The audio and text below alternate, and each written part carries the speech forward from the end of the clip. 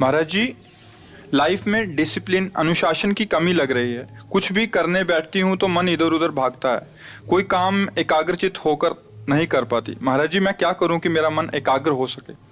तो पहले देखो कि आपके इस पूरे भवन में अनुशासन करने वाला कौन है। पहले तो हम देखें ना, हर चीज को, जो चीज हमारी मांग है वो हमें देखना है।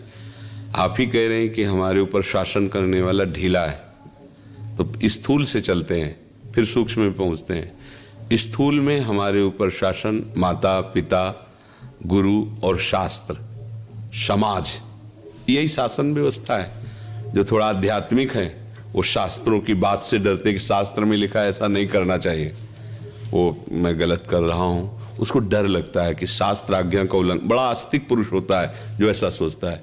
हमने गुरु बनाया है, संतों को अपना माना है, उनकी आज्ञा के विरुद्ध चल रहा हूँ। और फिर नीची धरा के जो लोग होते हैं, यार समाज क्या कहेगा। माता पिता का शासन, समाज का शासन, शास्त्र का शासन, भगवान की वाणी का शासन, जो भगवान आदेश करते हैं, चाहे गुरु रूप में संत रूप में। अब आंतरिक शासन की बात है, हमारे पूरे अंतर विभाग में शासन करने वाली बुद्धि है। वही हमें डांट लगाती है, वही हमें गलत सलाह दे देती है। अब आप खुद जैसे स्वीकार करें कि हमारा शासन विभाग कमजोर है, मतलब हमारी बुद्धि गलत है। जो शरीर को, शरीर के भोगों को अपना जीवन बना ले, वो बुद्धि निकृष्ट है। और जो बुद्धि भगवान को अपना मान ले तो उसमें सामर्थ्य आ जाएगी। भगवान को अपना मानते ही सामर्थ्य आ जाती है अंदर से। जहाँ आप प्रभु को अपना मानेंगे तो आप में सामर्थ्य। नाम जप कीजिए, कुछ पाठ कीजिए प्रभु की लीलाओं के, और अपने को प्रभु का जन मानिए, तो आपकी बुद्धि शुद्ध होने लगेगी। शुद्ध बुद्धि जला के राख करने लगेगी। अगर आप गलत पैर रखेंगे तो आग लग जाएगी आपके हृदय में। और बार बार यही हो, वो ऐसा शासन नहीं करती, आपको जला के, न दिन में चैन न रात में चैन। आपको कान पकड़ना पड़ेगा अपने आप से, एकांत में भी कभी गलती नहीं कर, तब जाकर चैन लेने देगी। उसका शासन ऐसा। और जिसकी बुद्धि शासन सही करने लगती है, उसकी मन और इंद्रियां फिर ठीक से चलने लगती है। हमारे यहाँ का शासन विभाग बुद्धि है और बाहर का शासन विभाग है समाज, गुरु, संत, शास्त्र, माता पिता। दोनों चाहिए हमारे लिए जीवन में। जिससे समाज का भय खत्म हो जाता है, वो राक्षस हो जाता है। जो शास्त्र गुरु संतों की आज्ञा नहीं मानता, उसकी बुद्धि मंद हो जाती है। माता पिता गुरुजनों की आज्ञा पर विचार करके चलना, ये बहुत बढ़िया बात होती है। तो हमें लगता है भगवान का आश्रय लिया जाए और शास्त्रों की आज्ञा के अनुसार चला जाए और नाम जप किया जाए तो हमारा मंगल हो जाएगा। नहीं तो आजकल हमारी लोगों की मांग होती स्वतंत्रता। यार मनुष्य जीवन मिला, मैं स्वतंत्र हूं, किसी का शासन मैं स्वीकार नहीं कर सकता। वो बोल रहा है जो काम का गुलाम है, जो भोगों का गुलाम है, छोटी छोटी बातें उसे परास्त कर रहे हैं, वो कह रहा है मैं स्वतंत्र हूं। आप देखो, वो आदमी बोल रहा है।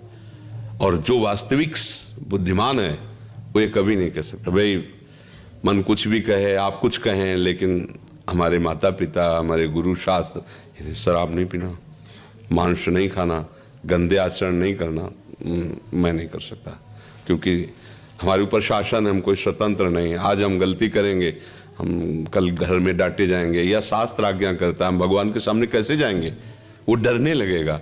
पर आज ना तो हम भगवान को मानते हैं, ना संतों को मानते हैं, और ना हम अपनी बुद्धि की भी मानते हैं। अगर वो सही भी सलाह दे तो मन इतना प्रबल हो चुका है कि एक कोने में बुद्धि को रख देता है और मनमानी आचरण हो जाते हैं।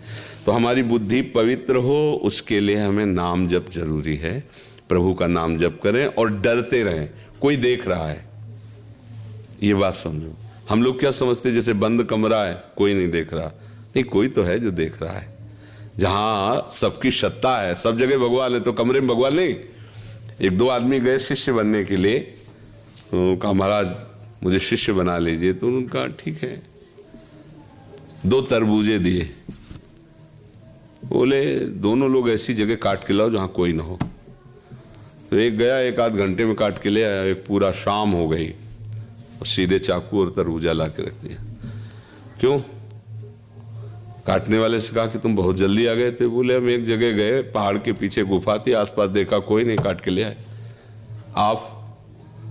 तो बोले महाराज मैं जहां भी गया तो मुझे लगा भगवान तो देख ही रहे ना। दिन है, सूर्य है, दिशाएं हैं, पृथ्वी है, सब भगवान तो देख ही रहे ना। हमें कोई ऐसी जगह नहीं मिली जहाँ कोई न देख रहा हो, इसलिए मैं आज्ञा पालन करने में असमर्थ। बोले तुम शिष्य बनने के अधिकारी, उसे कहा जाओ तरबूज खाओ जाके। तो हम लोग जब भगवान को नहीं डरते तभी तो पाप होता है। यार बंद कमरा कोई नहीं है, या अमुक जगह खाली सुनसान स्थान नहीं, उस समय भी वो देख रहा है जो न्यायाधीश है, जो तुम्हारा दंड कर देने में समर्थ स्वामी है, वो देख रहा है। अगर ये बात तुम मान लो तो तुमसे पाप होगा ही नहीं। पर ये बातें मानते कहाँ हैं अपने लोग, और ये वही मानते हैं, ऐसा नहीं कि सब नहीं मानते, वही मानते हैं जो भगवान का भजन करते हैं, डर जाते हैं। नहीं, ऐसा नहीं कर सकता। देखो सदन कसाई जी का चरित्र आता है। वो कसाई कुल में जन्म लिए थे, इसलिए कसाई वाड़े से मांस ला के बेचते थे और खूब भजन करते थे। महात्मा थे वो, काम उनका वो था इसलिए करते थे। तो एक बार वो भगवान के दर्शन, जगन्नाथ जी के दर्शन के लिए चले। पहले प्राय पैदल ही यात्रा होती थी। तो एक गांव में गए, तो संत भाव में थे, तो भिक्षा मांग करके। जो भजन करने वाला होता है इसमें एक भागवती का आकर्षण होता है।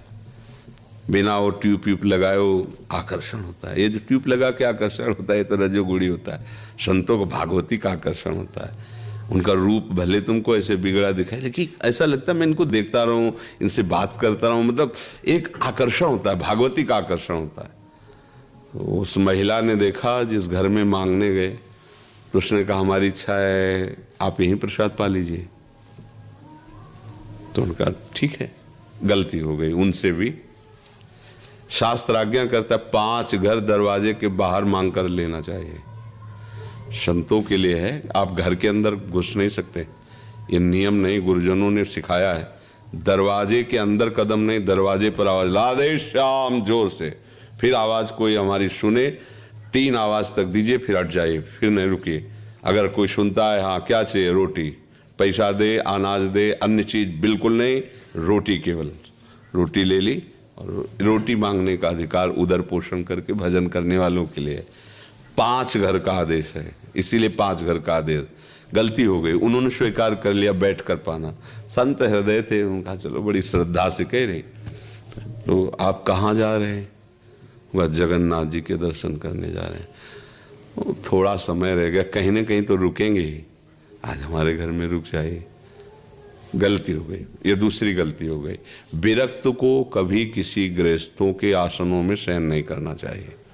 अगर कभी उसको शयन करने का भी भाव बने तो घर के बाहर अगर कोई निवास स्थान जैसे चप्पड़ पड़ा है या ऐसे, नहीं तो देवालय, गांव के किसी देवालय में रोटी मांग ले, खा लो देवालय में, सुरक्षित जीवन। अगर कभी उनके आसनों पर शयन करने का तो कभी नहीं, क्योंकि उनके आसन परमाणु है ना उनके गृहस्थी के। ऐसा नहीं होगा कि हम बैठ गए जाके तुम्हारे पलंग में तुम्हारे तक, नहीं, जमीन पे आसन लगाओ, जमीन पे बैठो, वो गृहस्थों का। अगर ऐसा कुछ है तो साधु कमंडल में गंगा जल रखते थे, जल डाल लिया, आसन अपना बिछा लिया, कुछ क्षण के लिए बैठ के, शयन नहीं। शयन तो बाहर, घर के बाहर जैसे छप्पर पड़ा है, ऐसे घर के बाहर भी बारंडे होते हैं ना, खुले चौड़े पे होना चाहिए, कमरे में ऐसे नहीं, ऐसे किसी गृहस्थ के। दूसरी गलती हो गई। अब ये गलती उनकी कृपा से, मतलब दयालु हृदय थे, तो कोई श्रद्धा से कहे तो लगता क्या है भाई, खा लेते, शाम रात्रि में सो लेते, सुबह चले जाएंगे। अब रात्रि में वो स्त्री आई उठ कर, क्योंकि उसके अंदर मलिनता भाव आ गया था।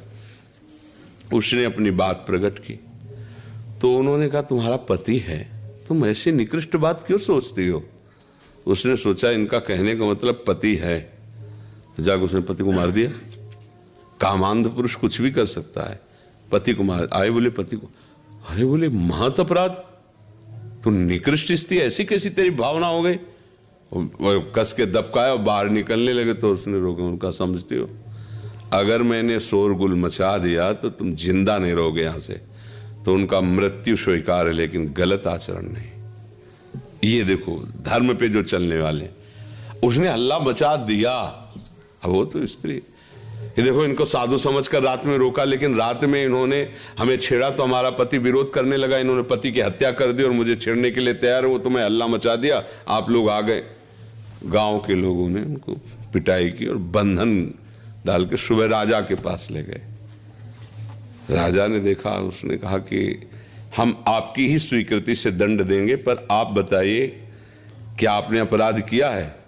तो संतों की भाषा समझना केवल संत ही समझ, तो उनका बिना अपराध के दंड कैसे हो सकता है? कोई न कोई अपराध तो होगा, इसीलिए भगवान ने मुझे पवित्र करने के लिए दंड दिया है।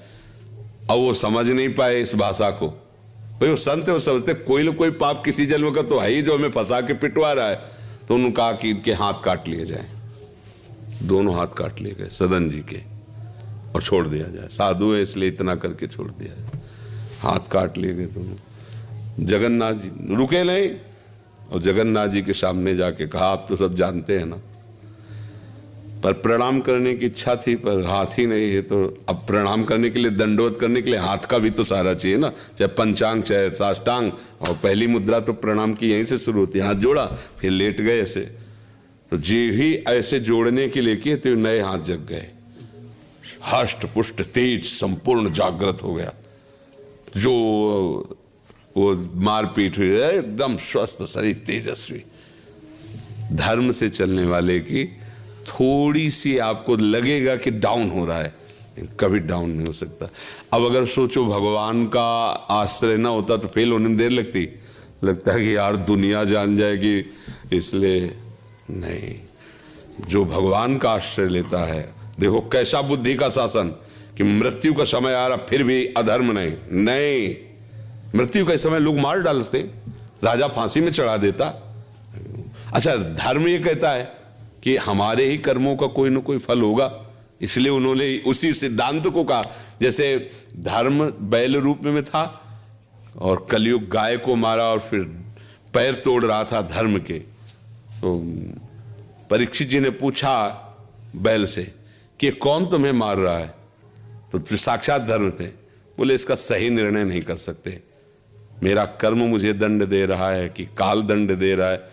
आप राजा खुद विचार कर लिए, समझ गए साक्षात धर्म है। धर्म ये नहीं कहता कि कोई दूसरा कष्ट दे रहा है, मुझे जो कष्ट मिल रहा है वास्तविक बात यही है, मेरे किसी कर्म का दंड मिल रहा है। आज हम जो दंड भोग रहे हैं इसमें निष्पाप हो सकते हैं, लेकिन पीछे जो हमने पाप किया वही आके आज हमें दंड दे रहा है। तो इसलिए शासन तो वही स्वीकार कर सकता है जो भगवान का आश्रय लिए, शास्त्रों का आश्रय लिए, भक्तों का आश्रय लिए, जिसकी बुद्धि पवित्र है। नहीं तो फिर तो शासन कहाँ मन स्वीकार। बड़ा उच्छृंखल मन है, चाहे लाख समझाओ समझ में नहीं आता। भगवान का आश्रय होगा तो ही संभल पाएगा जी। राधा वल्लभ श्री हरिवंश महाराज जी।